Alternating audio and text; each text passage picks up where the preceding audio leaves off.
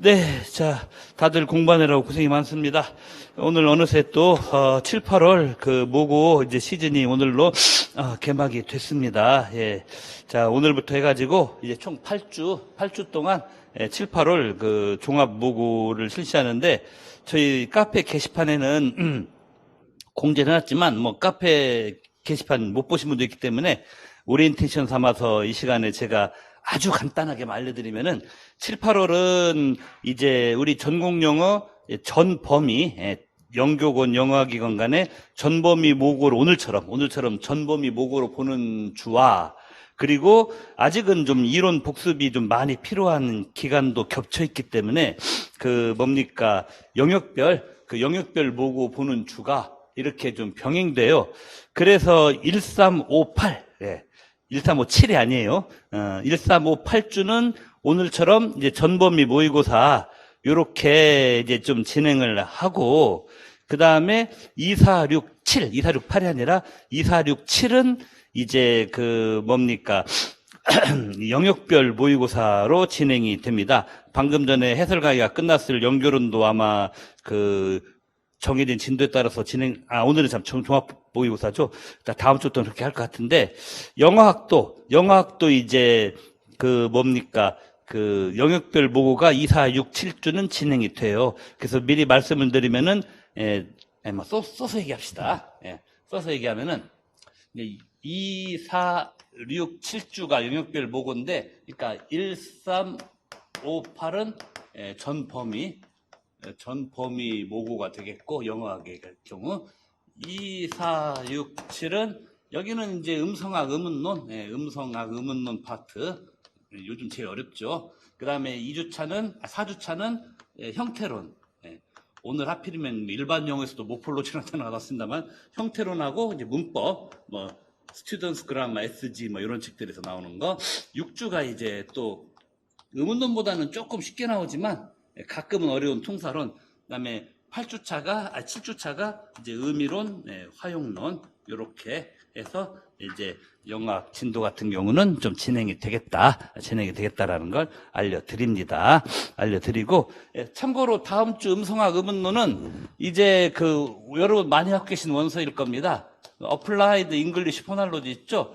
여기 보시면은 컨소넌트 자음에 관한 챕터와 바월스 모음에 관한 챕터가 있고 컨소넌트 바월스 요 챕터와 그 다음에 챕터 7이 있어요. 챕터 7을 보시면 여기에 스트레스 인토네이션 나오는 그런 거 있거든요. 요거에서 이제 출제 범위를 잡아서 미리 다 알려드릴게요 하고 그리고 형태론하고 문법은 형태론은 여러분이 갖고 계신 그 인트로덕션 투 랭귀지라든지 아니면 각 학원의 그 뭡니까 기본 이론 강의 교재 수준에 나오는 것들 그 정도 다 비슷하게 나오는 것들 그런 거고 문법 같은 경우가 이제 이게 좀 어려울 수 있는데 문법 같은 경우는 그 스튜던스 그라마 있어요. SG 스튜던스 그라마에서 8장이라든지 16장 점점점 8, 16 그다음에 한두 챕터를 더 할 텐데 일단은 8장하고 16장은 고정 출제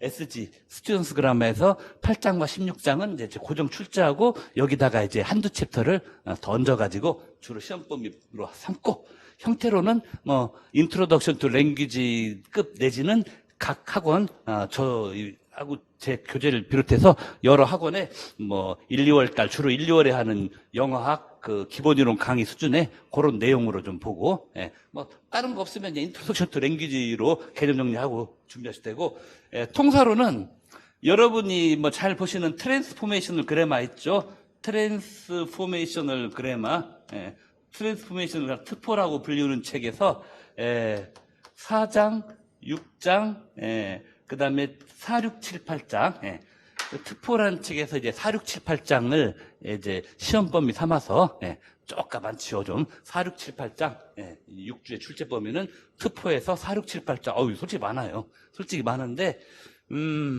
특히 저 중에 7장은 딱 갈라서 후반부만 들어갈 겁니다. 후반부만 들어가고 아니다. 너무 인간적으로 너무 많다. 7장 뺍시다. 인간적으로 너무 많으니까. 4, 6, 왜냐면은 영어학이 요즘 보통 6, 7문제 나오지 않습니까? 근데 왜냐면 생각해봤더니 468장만 갖고도 6, 7문제가 충분히 나오고도 남아요, 솔직히. 468장 갖고도 6, 7문제는 빼내고 남으니까 468장 이렇게 보는 걸로 하고, 의미론 화용론도 이제 뭐 인트로덕션 투 랭귀지나 아니면 각 학원에 1, 2월 달에 보는 기본이론 강의 교재 그 레벨 정도 갖고 계시면 복습만 해주시면 충분한 뭐 그런 식으로. 어차피 요건 해마다 많으면 한 문제, 의미론 화용론은 기분 좋으면 또 안 낼 때도 있습니다. 문법은 거의 하나 고정이고, 그리고 형태로는 뭡니까? 요것은 뭐 형태론만의 독자적인 문제는 평균 5년에 한 번 나오고, 거의 뭐 희귀한 거죠. 희귀한 거. 뭐 이런 식으로 되고, 음운론, 음성학, 통사론은 둘씩 꼭 나오고, 뭐 이런 식으로 돼 있습니다. 그러니까 요거 두 문제, 요거 두 문제, 여기 한 개, 그래서 둘 하나 하면은 총 5문제에다가 그 다음에 이쪽 편에서 뭐 1개 정도 해가지고 기본적으로 6개가 문제가 세팅이 돼요, 보통. 그리고 그해 출제위원장이 이제 한 3년 전처럼 그해 출제위원장 교수님이 영어학 전문 교수님이다 그러면은 갑자기 미쳐가지고 영어학 28점 나오는데, 3년 전에 그런 적 있어요. 갑자기 그냥 연결론도 28점 나왔는데 영어학도 28점 나오고, 갑작스럽게 일령 문학이 30점을 못 채우고 28점인가로 내려온 적 한 번 있습니다. 26점인가로 내려온 적이 있는데, 그때 이제 출제위원장 교수님이 이제 아마 통사론 전공하시는 이제 영어학 교수님 출제위원장 되셔갖고 자기 권한으로 한번 그렇게 팍 밀었던 적이 있는데, 그런 안타까운 그런 일이 벌어지면 안 되겠죠, 이제. 그런 해 빼놓고는 영어학이 28점 넘어가는 일은 없어요. 보통 22, 24, 22, 24 왔다 갔다. 일령 문학이 30, 32, 30, 32, 연결로는 거의 28점 붙박이 고정. 그래가지고 이제 80점 만점. 요새는 그렇게 보시면 됩니다. 그래서 우리도 이제 6개를 기본으로 하고 어쩌다 한 번씩은 영어학에 한 7문항도 나가고 뭐 이런 식으로 진행을 하겠습니다. 그래서 촬영팀 선생님은 오늘은 첫 시간에 영어학 해설 강의 먼저 하니까, 아무래도, 지난달에는 일령을 먼저 해설 강의했더니 그 점심 직후에 일령이 좀 상대적으로 지루한 과목이라 많이 졸리시더라고요. 그래서 상대적으로 잠이 잘 깨는 영어학 과목을 먼저 하고, 둘째 시간에 역시 일령보다는 똑같은 이 텍스트, 리딩, 라이팅 과목이지만은 그래도 재미 면에서 좀 뛰어난 문학을 먼저 하고, 재미는 제일 없는 일령을 끝에 해보고 한번 오늘은 그런 식으로 해보겠습니다. 자, 그래서 촬영 선생님은 오늘 첫 시간이 영어학 해설 강의입니다. 그리고 이제 인강으로 들으시는 분들 많은데, 인강으로 들으시는 스님들 같은 경우는 인강으로 들으신 분들은 어떻게 첨삭 메일을 보내고 뭐 어쩌지 해라라는 것을 이 시간에 다 말하면은 너무 시간이 걸리니까, 그 인강생 전용 제가 공지사항을 나중에 올려드릴 테니까 그 공지사항 꼭 필독하시고, 인강생 분들은 거기에 쓰여진 대로 첨삭 메일도 보내시고 꼭 좀 그래주기 바랍니다. 이렇게 해서 공지사항 다 끝나고, 그럼 바로 제가 알아듣는 해설지에서 영어학 파트로 저희는 먼저 다이빙을 해가지고 이제 바로 영어학 A형 6번부터 가보도록 하겠습니다. A형 6번부터. A형 6번 문제는 뭐 90년대 출제 항목과 A형 6번은 또 2000년대 이후 최근 연도 출제 항목이 좀 짬뽕이 돼 있는 그런 거예요. 내추럴 클래스라고 하는 개념은 사실 2000년도 이후에는 이 말 자체는 나온 적이 없고, 90년대 보면은 옛날식 객관식 있었어요. 90년대에도. 90년대는 사지선다형으로 그 디렉션은 한글로 나오는 거 참 착했죠. 디렉션은 한글로 나오고 그 본문 지문만 영어로 나왔던 90년대 객관식 시절에, 그때 이제 내추럴 클래스가 직접적인 출제 그 물음 소재로 나오고 그 후로는 안 나왔는데, 근데 이 개념에다가 최근 연도에 서다평에서 기출로 나왔던 이 소노러티의 문제, 요거가 짬뽕돼서 나오는 건데, 내추럴 클래스라고 하는 것은 여러분들이 의문론에서 어떤 개념으로 잡을 것이냐 하면은, 내추럴 클래스라고 하는 것은 어떤 개념으로 잡을 것이냐면은, 여기 6번 지문해 보시면은 그 꺽쇠 대괄호 해놓고 플러스 뭐뭐 마이너스 뭐뭐 요 나오는 거 있지 않습니까? 이 피처라고 하죠. 피처, 흔히 이 피처 개념으로 그 영어의 소리들을 정리하는 것을 아주 인포멀하게 쉽게 말하면은 이 피처 개념을 이용해서 영어의 자음 모음을 좀 더 일반화시켜 정리해 놓는 것을 이제 내추럴 클래스라고 그래요. 여러분들이 그 인트로덕션 투 랭귀지나 트포 같은 책에, 트포란다, 어플라이 같은 책에서 음성학을 처음 공부하시다 보면은 뭐 자음에는 무슨 소리 막 엄청 많은 20몇 가지 소리가 있고, 모음에도 10몇 가지 소리가 있고, 막 엄청 복잡하게 말하지 않습니까? 근데 그 많은 소리를 자음 뭐 20몇 가지, 모음 10몇 가지 따로따로 다 하나하나 설명해보면은 되게 막 너저분하게 늘어지고 뭔가 정리가 안 되는 느낌. 그렇죠. 정리. 이게 중요한 거예요. 뭔가 딱 모아져서, 그렇죠. 모아져서 정리가 안 되는 그런 아쉬움이 있잖아요. 그래서 그 많은 영어의, 뭐 하긴 다른 언어도 마찬가지지만 모음과 자음을 뭔가 알뜰하게 딱 컴팩트하게 모아서 정리할 때 이 플러스 마이너스 개념을 사용해요. 플러스를 표시 주면은 그 소리에는 요런 프라퍼티, 요런 속성이, 요런 프라퍼티, 요런 속성이 있다라는 거고, 마이너스를 쓰면은 그런 프라퍼티, 그런 속성이 없다라는 거죠. 그러니까 영어의 그 30몇 가지, 40몇 가지가 되는 그 많은 자음 모음 소리들을 플러스 마이너스 이 피초로 해서 이런 속성이 있는 소리들 한 세트로 우르르 다 모으고, 또 이런 속성 있는 소리를 또 그쪽 분야로 우르르 다 모으고, 이런 식으로 좀 더 한 대 모아서 그 많은 소리들을 한 대 모아서니까 일반화시켜서 정리하여 보자라는 게 내추럴 클래스라는 개념이에요. 예를 들어서 영어의 자음만 해도 뭐 푸트크, 부드그, 뭐 르, 무, 느, 응, 뭐 여러 소리가 있지 않습니까? 그 많은 소리를 뭐 푸트크, 부드그, 트스, 푸즈, 쉬 이것들을 다 일일이 늘어놓지 말고 그 많은 소리들을 다 뭐라고 하자? 플러스 콘소넌트의 속성이 있다라고 한 방에 이 한 가지 속성으로 뭐 푸트크, 부드그, 스즈, 푸브 이 모든 것들을 다 모아버리자. 이렇게 그 여기저기 늘어져 있는, 널브러져 있는 소리들을 한 세트로, 한 집합으로 다 모아버리는, 이게 바로 예컨대 그 플러스 콘소넌트 같은 그런 개념이죠. 반면에 아, 이, 우, 에, 오 뭐 이런 개념들 있죠. 아, 이, 우, 에, 오, 에이, 오이, 아우 뭐 이런 소리들, 이런 것들은 다 모음들이지만 이것들은 뭐 아이, 우, 에, 오, 에이, 아이, 오이 뭐 에어 뭐 이런 것들은 다 이것저것 다 널브러져 늘어졌지만 얘네들은 전부 다 뭐다? 마이너스 콘소넌트라는 한 집단으로 다 몰아서 그쪽으로 다 몰아가지고 그쪽 동네에 다 집어넣어서 일반화 시켜버리자 라고 하는 뭐 그런 목적으로 하는 게 내추럴 클래스입니다. 뭐 그런 식으로 하다 보니까 영어 음성학에서 제일 큰 내추럴 클래스는 바로 요거예요. 플러스 콘소넌트냐 마이너스 콘소넌트냐. 그러면은 이 플러스 콘소넌트와 마이너스 콘소넌트 여기에 영어의 모든 자음과 모든 모음이 거의 다 들어가 버립니다. 이 두 동네 중에 한 동네로. 그렇죠. 예, 이게 제일 커요, 이게. 예. 자, 그렇듯이 이렇게 정리가 되는데, 그런데 살짝의 문제가 생긴다 이런 얘기예요. 뭔 문제냐? 셋째 딸락에 봤더니, 그런데 영어 자음들 푸트, 크, 푸, 부드그, 스, 즈, 푸, 부, 쉬, 취, 쥐 온갖 자음들이 많은데, 그럼 그 많은 자음들이 1도 예외 없이 100%다 플러스 콘소넌트라고 표딱지 딱 붙여주면은 아무런 문제가 없이 깔끔하게 다 끝나고 마느냐? 라고 했을 때, 자음은 자음인데 그렇게 깔끔하게 안 끝나고, 자음이라고는 하고 그 영어 자음표, 모음표에서도 모음표로 안 들어가고 자음도표로 들어가는데도 플러스 콘소넌트라고 안 되는 애들이 좀 있는 것 같다. 그래서 이제 첫 번째 질문입니다. 밑줄 친 거. 그렇더라면은 콘소넌트 중에서 온전하게 콘소넌트라고 못 보는, 그래서 플러스 콘소넌트라는 이 피처 표시를 붙여주기가 어려운, 이게 안 되는 게 있느냐라고 물어봤죠. 그래 놓고 밑에 디렉션을, 본문 밑에 지시사항을 보시면은 이 질문에 대한 답은 yes다. 그렇다.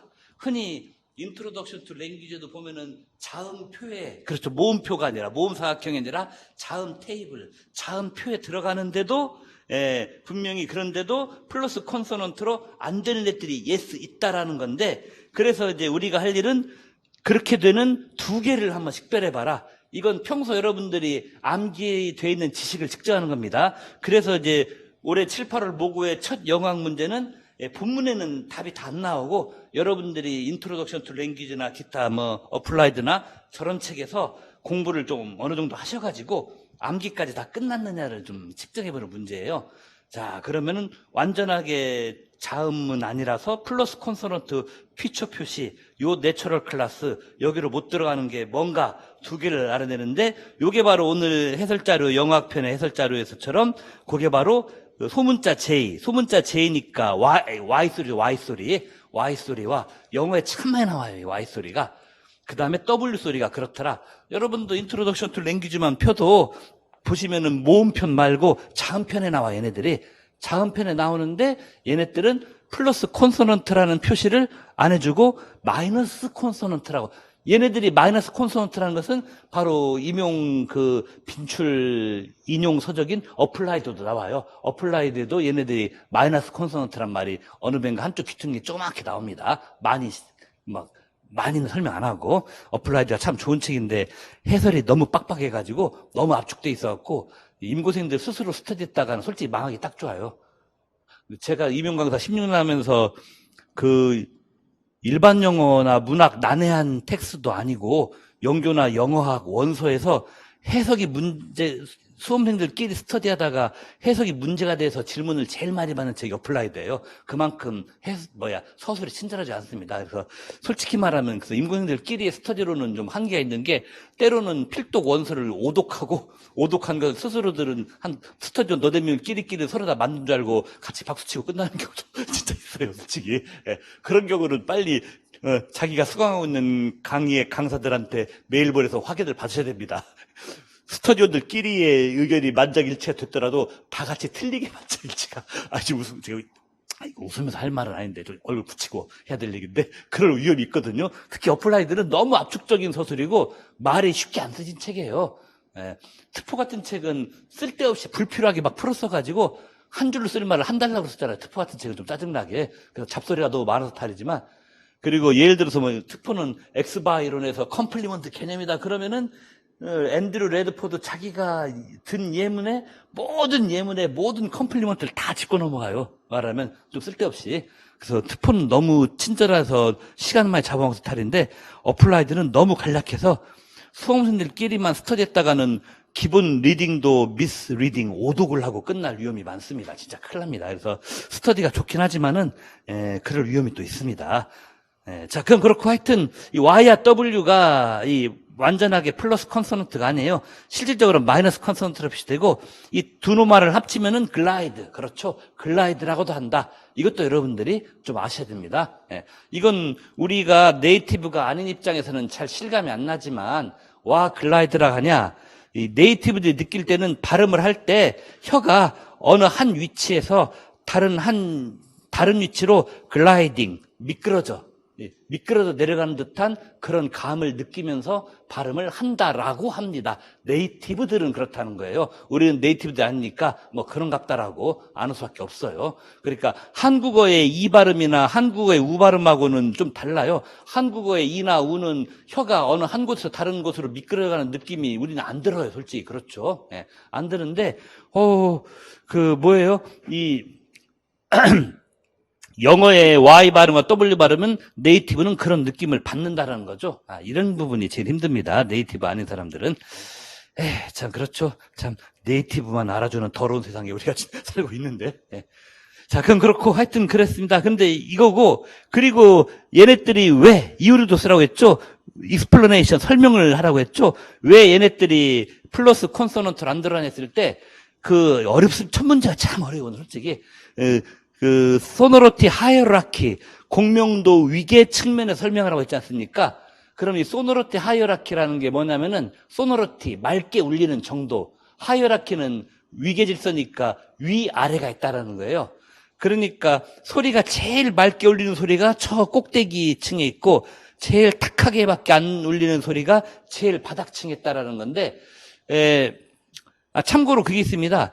영어학은 토요일 날 본 프리 시간에는 1시간만 수업을 하지만 이거 갖고는 좀 모자라요. 그래서 여기서 지금 다 설명 못하는 것을 제가 주중에 영어학 평일 강의를 하면서 제가 보충 강의를 한 30, 40분 찍어서 이번 주 영어 강의에서 못 다룬, 영어 못 다룬 보충 설명을 또 해서 직강생, 인강생 모두에게 공짜 인강으로 다 넣어드리는 그런 제도를 이번부터 마련했어요. 돌아오는 수요일 날인가 아마 그 강의를 제가 2시 반부터인가 하는데, 그때 이제 말하면 영어학 다른 강의 하면서 요거 보충도 해줄 겁니다만, 그때도 말하겠지만, 뭡니까.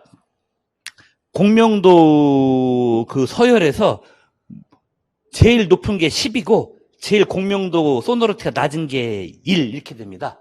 그런데 제일 높은 건 당연히 모음이겠죠. 그래서 19, 8, 10번, 제일 높은 10번, 9번, 8번 이쪽은 모음, 소노리티 하이라키, 공명도 서열에서 10번, 9번, 8번 제일 높은 건 모음이고 7번부터가 이제 자음 시작돼요. 7번부터 저 바닥 1번까지가 자음이에요. 1번에 제일 공명도가 낮은 거고 10번에 제일 높은 건데, 그런데 7번부터 서야 자음이 시작되는데, 자음 중에 공명도 7번, 위에서 네 번째로 높은 거죠. 자음으로서는 제일 높은 게 뭐냐? 그게 바로 Y하고 W입니다. Y하고 W가 자음 중에서는 소노리티, 맑게 울리는 정도가 제일 높아요. 모음 바로 밑에요. 모음 바로 밑에 얘네들이 있다. 그래서 한마디로 모음하고 딱 붙어 있다. Y하고 W는 뭐다? 맑게 울리는 정도로 따지면은 모음하고 딱 붙어 있어가지고, 이게 참 모음지 자음지 너무 딱 붙어 있어가지고 분간이 안 가는 그런 게 있기 때문에 얘가 완전한 자음으로 취급을 못 받는다. 이 얘기를 여러분이 써주시면 됩니다. 근데 6번이 좀 어려웠어요. 그리고 이제 두 번째 과제는 뭐냐면은 디렉션의 5번째 줄부터 어떤 타입의 바월, 모음이 예를 들어서 로우 바월, 미들 바월, 하이 바월, 저모음, 중간 모음, 높은 모음 중에서 소노런트 피처가 제일 센 게 뭐냐? 한마디로 제일 맑게 울리는 게 뭐냐죠? 이것을 여러분들이 하이 바월로 썼으면은 좀 평소 여러분들의 고정관념에 낚인 겁니다. 저 문제에 낚인 게 아니라. 왜냐하면 흔히 우리는 높은 소리가 맑은 소리라고 오해를 해요. 그런데 그게 아닙니다. 높은 소리는 좀 앙칼진 소리입니다. 속된 말로 하면 째지는 소리, 막 찢어지는 소리. 여성 목소리 중에서도 하이 소프라노들은 가만히 들어보면 목소리가 이쁜 목소리나, 죄송합니다. 성악가 중 일부를 차별해서 소프라노 하시는 여자 성악가님들 중에서도 하이 소프라노 분들은 솔직히 예쁜 목소리보다는 센 목소리예요. 격한 감정. 그리고 가곡 중에서도 톤이 높이 올라가는 가곡은 되게 주로 이제 사랑 노래 중에서 격한 감정을 표출하는 노래들이나 톤이 높게 올라가고, 달달하고 잔잔하고 이쁜 사랑 노래는 약간 여자 목소리도 톤이 낮게 잔잔하게 편하게 가요. 사랑 노래도 뭔가 이별의 슬픔, 사랑을 하다가 저놈아가 날 배신했어라는 그 배신에 대한 분노, 그런 거 표출할 때가 성악에서도 여자분들 소프라노 톤이 팍 치솟아 올라가는 거지, 그냥 달달하고 이쁜 사랑 노래 할 때는 남자 바리톤이건 베이스건 여자 소프라노 알토건 다들 이쁜 톤으로 나긋나긋하게 낭낭하게 편하게 하지 않습니까? 그러니까 높은 톤은 그 이쁜 목소리, 남자건 여자건 간에 이쁜 목소리, 아름다운 목소리 말하면 맑은 목소리를 안 치고 센 소리, 찢어지는 소리, 따라서 좀 귀에 거슬리는 소리로 그렇게 인정받습니다. 이건 상식으로도 아셔야 돼요, 여러분들이. 예를 들어서 어느 TV를 보시면은 뉴스 앵커들도 오면은 목소리 톤이 유독 높은, 남녀 불문하고 높은 톤이 있고 약간 저음의 톤이 있는데, 처음에는 높은 톤의 앵커가 뉴스 전달할 때가 잘 들을 것 같아도 오래 못 들으면 좀 귀가 피곤해요, 그런 목소리는. 근데 낮은 톤으로 뉴스 진행하시는 앵커들은 처음에는 살아있는 수면제 같은데 좀만 있어지면 그 사람 뉴스 듣기가 참 편해요. 참 편합니다. 그런 게 있지 않습니까? 그리고 더 참 좋아요, 그런 뉴스 귀로 듣기가. 그래서 이제 말하자면은 이 과제에서 소노런트한 특징이 제일 많은 건 오히려 낮은 모음, 로우 바월이다. 제가 이제 나중에 우리 수강생, 직강생들한테도 다 공짜로 넣어드리는 영악 문풀 관련 보충 강의에서 말했습니다만은 그 소노리티 위계에서 10에 해당되는 제일 높은 게 그 로우 바월입니다. 제일 높은 게 로우 바월이에요. 하이 바월이 아니에요. 아시기 바라고. 그 다음에 뭡니까? 소노런트한 특징이 제일 낮은 건 뭐냐라고 할 때, 요건 지금 제가 스탑 소리. 요건 몇 년 전 기출에도 나온 겁니다. 몇 년 기출에 나온 건데, 스탑 소리가 맑은 정도가 제일 낮은 겁니다. 참고로 말하면 오늘은 그까지 쓸 건 없었습니다만은, 스탑 중에서도 보이스 리스 스탑, 푸트크, 브드그 같은 유성음 말고 푸트크, 마이크 같은 무성음 스탑이 이 소노리티가 제일 낫습니다. 예. 자, 그래서 우리가 이렇게 영악 6번 좀 길게 말했습니다만 풀었고요.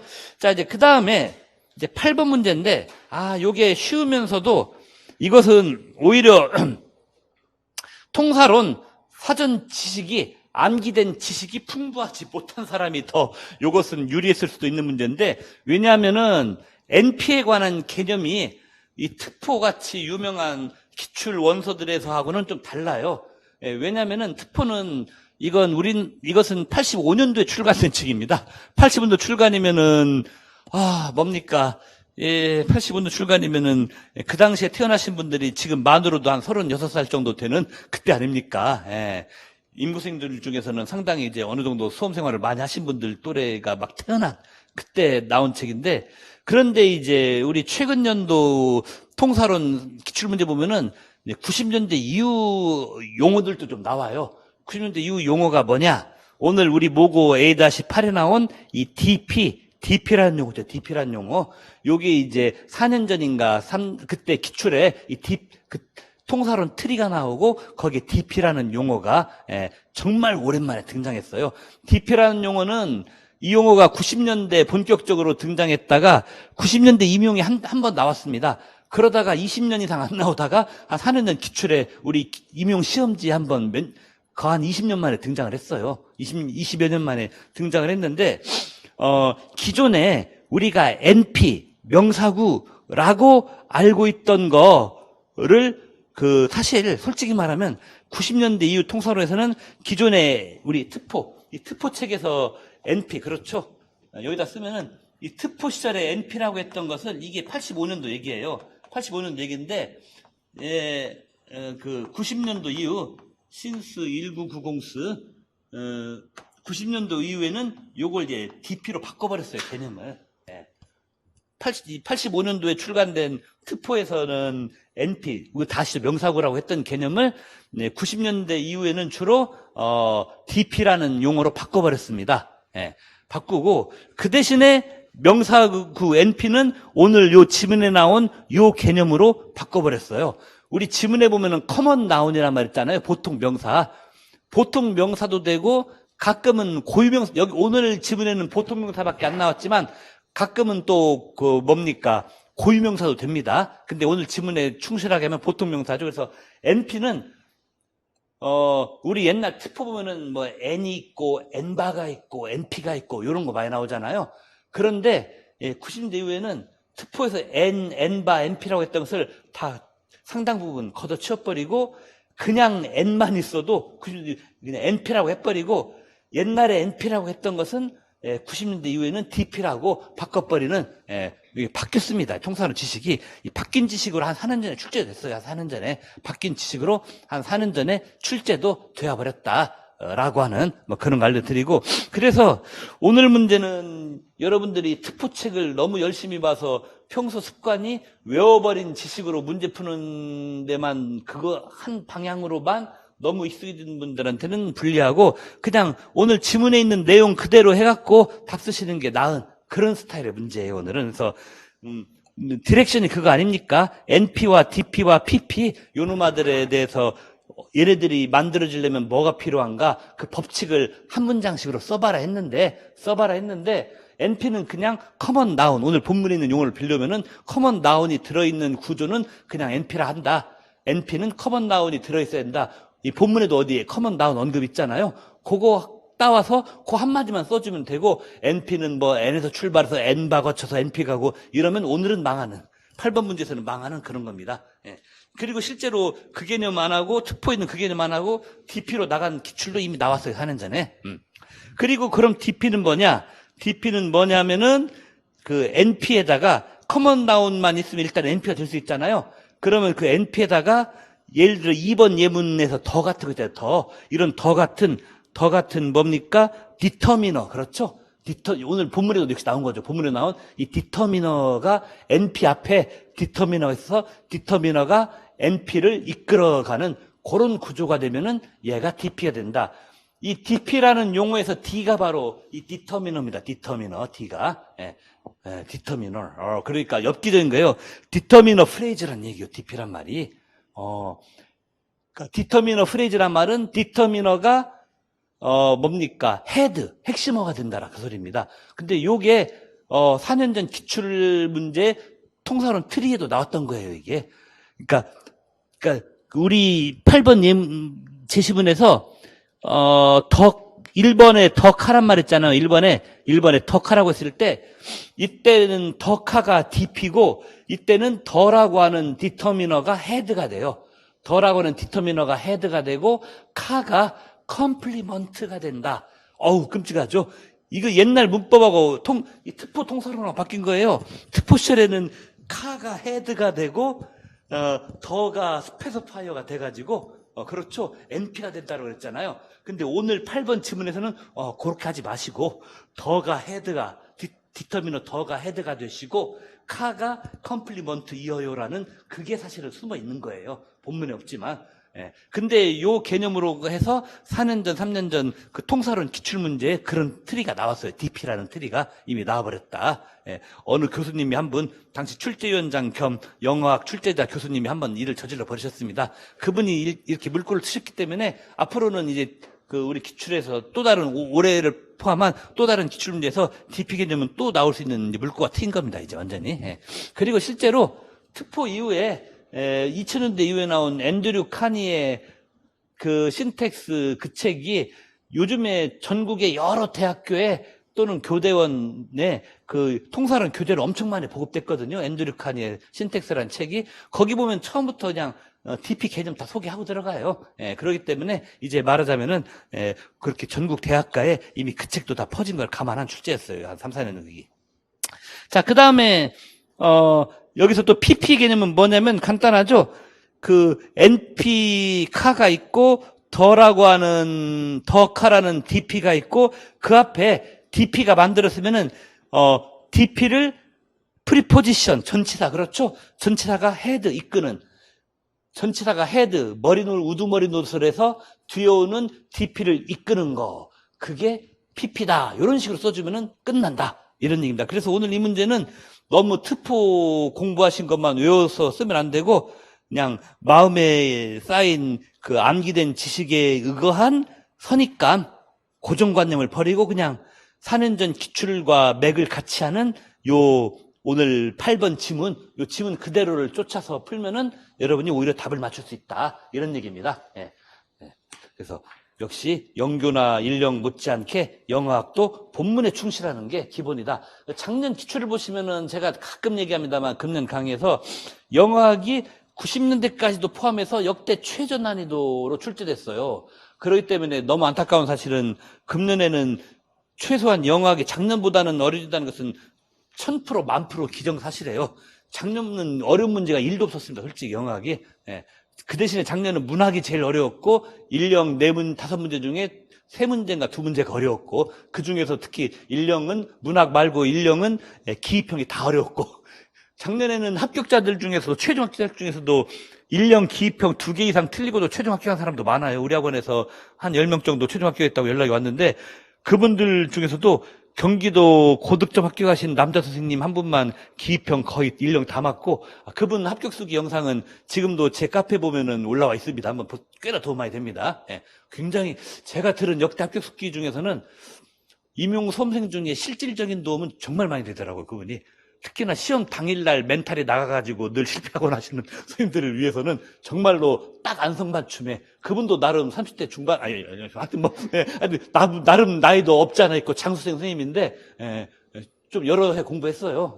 했는데, 와, 특히나 멘탈이 무너져서 해마다 시험 결과도 무너지는 선생님, 그리고 공부 방향 못 잡아서 헤매는 선생님들한테는 진짜 아주 꼼꼼하게 도움 많이 되는 오늘 당장 가서 여기 해설지에 제 카페 있는데 거기서 보면은 합격 수기 게시판에 영상이 아예 올라와 있습니다. 한번 꼭 좀 보세요. 특히 나는 다른 것도 약하지만 멘탈이 제일 약해라고 스스로를 자평하는 선생님들은 그 영상을 한 2-3번 보시고 저건 바로 내 얘기라 싶은 경우는 암기까지 해놓으세요. 딱 좋습니다. 그러면 되는데 자, 그 다음 A-10번 보시면은 요거는 약간 쉬운 수준의 학교 문법 문제인데 이걸 한글로 풀어서 말했으면 쉬웠을 거예요. 하지만 영어 용어로 하니까 어려워지는 그런 겁니다, 이게. 아니, 말야 바른 말로 이 10번 문제의 핵심인 must는 그 자체로 과거에 없고 must 과거 표현하려면 had to로 해야 된다. 그리고 must가 현재 뭐뭐임에 틀림없다 이 소리지만 과거에 뭐뭐였음에 틀림없다 라고 하려면은 must have pp다. 요 말야 바른 말로 이건 중1만 해도 다 아는 문법 지식이 솔직히. 그런데 단 한 가지 문제는 요걸 영어 키워드로 바꾸니까 살짝 긴가민가해서 풀다가 살짝 좀 망설여지는 그런 대목이 발생하는, 그게 문제입니다. 근데 딱 이 정도 레벨도 우리 그 임고 영어학의 문법 파트에 나옵니다. 뭐 재작년 3년 전인가 기출문제 보시면은 영어 문법 파트에서 if절이나 when절 같은 부사절에 뭐 미래 시제 못 쓰고 어쩌고저쩌고 뭐 그런 거 나왔지 않습니까? 그것도 말이야 바른 말로 중1, 2짜리 문법 아니에요. 그렇지 않습니까? 그런 것도 우리 임용에 나온단 말입니다. 그것도 나오면 이것도 나올 수 있는 거예요. 쉽게 말하면. 근데 다만 이제 뭐 obligation이 뭐 interdiction이니 요런 용어들, 뭐 near 뭐 certainty니 하는 요런 용어들에 겁먹지 말고 우리가 이 키워드를 넘어서 풀어낼 수 있느냐 뭐 이런 얘기입니다. 예. 그리고 이제 B번에 주어진 그 예문이 둘이 비슷해요. 앞부분은 똑같죠. 코니가 문 열어야 한다. 코니 must open the door. 요거까지 똑같죠. 다만 뒤에만 다릅니다. 뒤에 보니까 뒤에는 멍멍이가 막 들여보내달라고 왈왈 계속 짖고 있다. 시끄러우니까 야 문 열어줘라. 왜 자꾸 걔를 밖에 내놓냐. 그냥 열어줘. 열어줘 하고 시키는 거니까 좀 반강제로 시키는 거니까 obligation이고, 그 다음에 두 번째는 뭐예요? 커니가 문을 아마 이건 틀림없이 열 것이다 이런 얘기죠. 코니가 아마 문 좀 아마 틀림없이 열 것 같아. 왜냐고 열쇠 가진 사람은 걔밖에 없거든. 뭐 이런 식으로 이것은 near certainty 거의 확실. 그렇죠? nearly certain 거의 확실해. near certainty가 뭐 거의 확실함. 100%까지 안 가고 한 85, 90%감 이런 얘기예요. 그런데 이제 얘네들을 과거로 바꿀 때는 must가 무슨 익스프레션으로 바꿔야 되느냐? 이 한마디로 이제 말하면은 뭐뭐 해야 된다의 must는 had to가 되고, 그다음에 뭐뭐임에 틀림없다라는 것의 과거는 must have pp가 해야 되고, 요거 쓰시면 돼요. 그리고 이제 거기에 따라서 1, 2번을 이제 바꿔 써줘라 할 때 우리 해설지 보시면은 이를 과거로 쓰면 커니 그다음에 had to죠. 의무니까 had to open 여기밖에 바꿔 써야 되고, 그 다음에 과거로 바뀌니까 더 독 is도 was로 써야 되고, 사실은 이런 부분도 주의해야 됩니다. is, was로 안 바꾸면은 실제 채점에서는 이것도 소수점에서의 감점이 예상돼요. 솔직히 이거 노리고 사실 내는 거거든요. 앞에만 바꾸는 게 전부가 아니네 이 사람들아. 과거니까 is도 was로 가야 할 거 아닌가. 사실은 요거 보여주려고 하는 거예요. 그 다음에 이제 2번도 커니 must have opened도 써야 되고, 그 다음에 she is도 역시 she was로 써야 되고 뭐 이런 식으로 요거까지도 바꿨어야 0.3 정도라도 안 나가는 그런 답안 작성이 될 수가 있겠다. 뭐 이런 얘기가 되겠습니다. 예. 자, 그래서 이제 A형의 영어학 문제는 풀어봤고,